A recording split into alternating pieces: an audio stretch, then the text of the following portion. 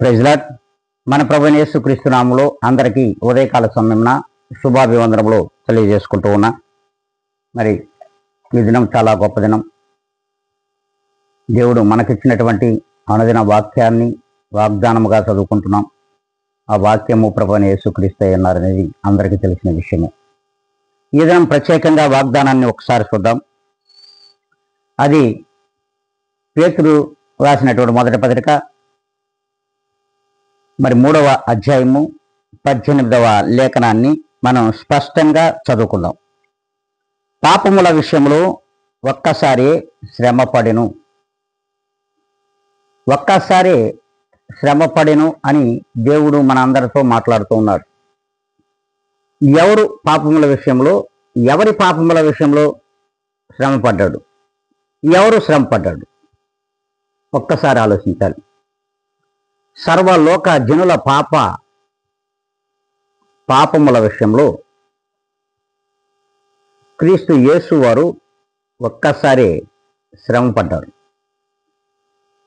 శ్రమపడడం నిన్నటి సిలువ యాగమును గూర్చి మనము 7 మాటలలో మనం చదువుకున్నాం.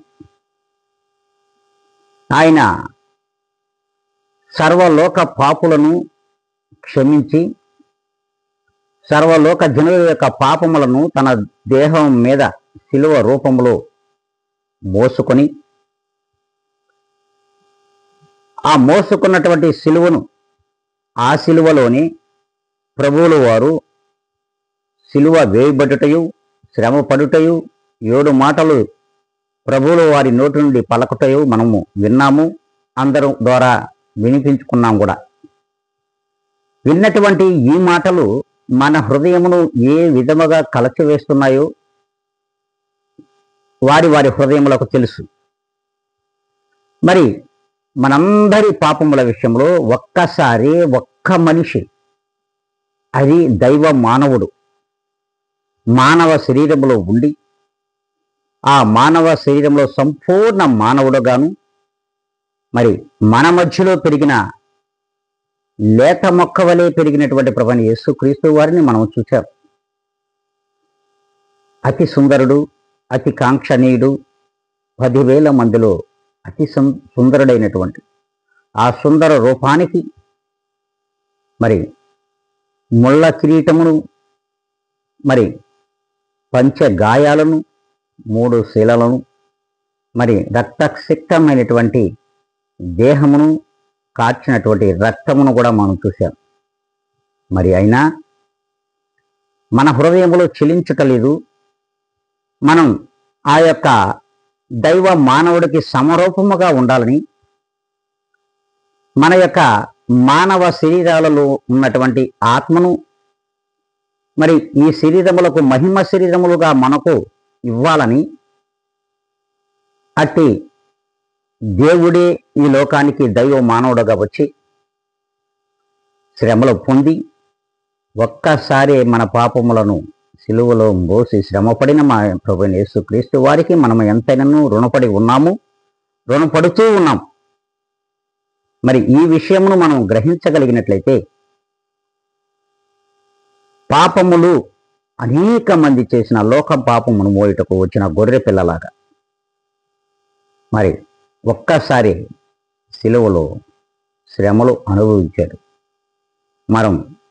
మరి అనుదినము దేవుని విశ్వాసులమని చెప్పుకుంటూ కూడా ఇంకా మనము ఏ మాత్రము కూడా మార్పు చెందకపోతే, అది దైవ మానవునికి సమరూపమైనటువంటి మహిమ శరీరములు మనకు ఇంకనూ లేకపోతే వ్యర్థమైనటువంటి జీవితాలు ఈ లోకములో రాలిపోవడమే కాదు, మరి పరలోకమునకు చేరవు అనేది కూడా మనం గ్రహించాల్సిన విషయం.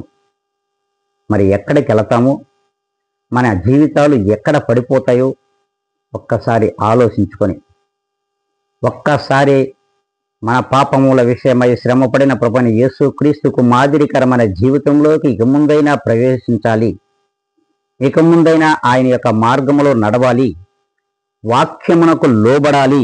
వాక్యమనగా దేవుడును సూచిస్తూ ఉంది. ఆ వాక్యమునకు లోబడి మరి ఆ వాక్యం లోపల నువ్వు జీవించు, వెలుపటికి వెళ్ళొద్దు అని దేవుడు అంటున్నాడు.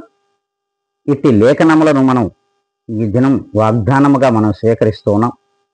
ఈ వాగ్దానమునకు మీరును లోబడినట్లయితే అందరూ తలలు వంచుకొని ప్రార్థనలో ఏకీభవించమని ప్రభువైన యేసుక్రీస్తు నామములో మీకందరికీ తెలియజేసుకుంటూ ఉన్నాను.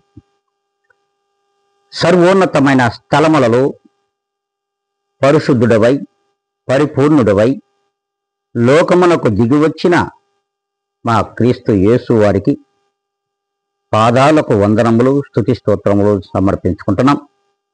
ఈ దినమున మీరిచ్చిన ఆయుష్ కాలమునకై ఎనలేని కోటాను కోట్ల కృతజ్ఞతలు కూడా చెల్లించుకుంటున్నాం. ప్రభువా, మీరు మా పాపముల విషయమై ఒక్కసారి శ్రమపడారు. శ్రమపడ్డటువంటి మీ యొక్క జీవితమునకు మేము ప్రేరణగా ఈ లోకంలో బ్రతకాలని, అట్టి జీవితాలు మిమ్మల్ని ప్రేరణగా కలిగి ఈ లోకంలో జీవించాలని మేమందరము కూడా ఆశపడుతూ ఉన్నాం. ప్రభువా, అయ్యా, ఇక ముందైనను మేము పాపములను విడనాడి మీ యొక్క పాదాల దగ్గరకు చేరుటకు కృప చూపమని, అట్టి కృపలో మమ్మల్ని అందరినీ కూడా మీరు నడిపించమని బ్రతిములాడుకుంటూ సమస్తమునైన ఘనత, మహిమ, ప్రభావములు మీరు పొందమని మా ప్రభువును మీ ప్రియ కుమారుడైన యేసుక్రీస్తు నామంలో అడిగి వేడుకొని ప్రార్థించి పొంది ఉన్నాము మా ప్రియ గొప్ప పరలోకపు తండ్రి. ఆమెన్.